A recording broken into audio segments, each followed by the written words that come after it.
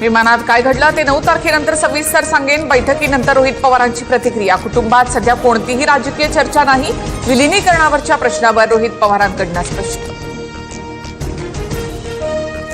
पुण्यातील मुंढवा जमीन व्यवहार प्रकरणामध्ये पार्थ पवारांना क्लीन चिट नाही। सूत्रांची माहिती। खारगे समितीचा अहवाल अद्याप तयार नाही। 8 दिवसात अहवाल येईल। बावनकुळेंची माहिती। अजित पवारांच्या स्मारकासंदर्भात पवार कुटुंबियांच्या भेटीगाठी। विद्याप्रतिष्ठानमध्ये झालेल्या चर्चेनंतर शरद पवार सुनेत्रा पवारांच्या सहयोग निवासस्थानी रोहित पवार देखील उपस्थित। अजित पवारांच्या निधनानंतर उपमुख्यमंत्री सुनेत्रा पवार सक्रिय। राष्ट्रवादीच्या आजी माजी आमदारांना फोन करत जिल्हा परिषद पंचायत समिती निवडणुकीचा आढावा। पुण्यातील काही उमेदवारांसोबत देखील चर्चा। शपथविधी 15 दिवसांनी घेतला असता तर काय बिघडलं असतं? सुनेत्रा पवारांच्या शपथविधीवर शेतकरी कामगार पक्षाच्या जयंत पाटील यांची टीका। सुनील तटकरे आता पवारांना मार्गदर्शन करतायत। एकेकाळचे चेले आता शरद पवारांना सोबत न घेण्याची भूमिका घेत आहेत। विलीनीकरणाच्या मुद्द्यावरून संजय राऊतांची अजितदादांच्या नेत्यांवर टीका। शरद पवार एनडीएमध्ये जातील ही राऊतांना भीती। भाजपचे माध्यम प्रमुख नवनाथ बन यांची टीका। विलीनीकरणाबाबत सुनेत्रा पवारांचा निर्णय मान्य असेल, बन यांचं वक्तव्य। एक टँकर काय उलटतो, 2 महत्वाच्या शहरांचा संपर्क तुटतो। एक्सप्रेस वेवरील कोंडीला नेहरू जबाबदार असं आता म्हणू नका। अंबादास दानवेंचा सरकारवर जोरदार निशाणा। मुख्यमंत्री फडणवीसांनी मुंबई पुणे एक्सप्रेस वेवरील टँकर दुर्घटनेचा अहवाल मागवला।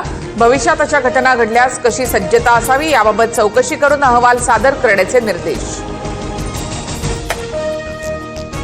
मुंबई पुणे द्रुतगती मार्गावर वाहतूक 32 तास ठप्प होती। यावर फक्त चौकशीचे आदेश। मात्र अशा घटनांमधून सरकार काही बोध घेतं का? राज ठाकरेंचा सवाल। वसूल करण्यात आलेला टोल परत करण्याची मागणी।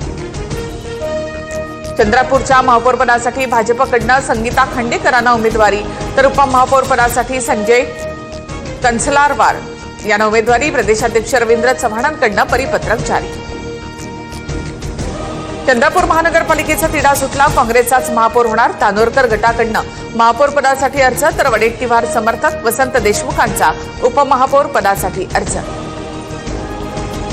ठाकरेंची शिवसेना मुंबईच्या महापौर आणि उपमहापौर पदासाठी उमेदवार देणार। मातोश्रीवरील बैठकीत निर्णय।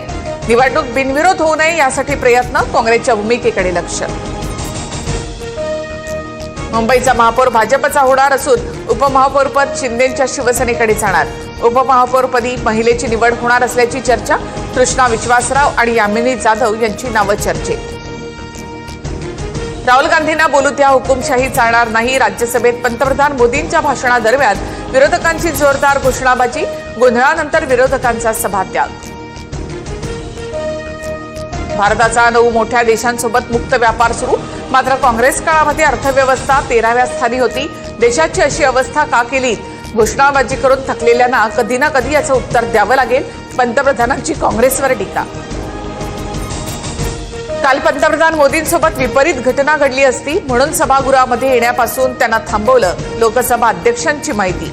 विरोधी महिला खासदारांचा मोदींच्या रिकाम्या खुर्चीला घेराव घातला होता। आमच्या हातात काचेच्या बांगड्या होत्या, कोणतं हत्यार नाही।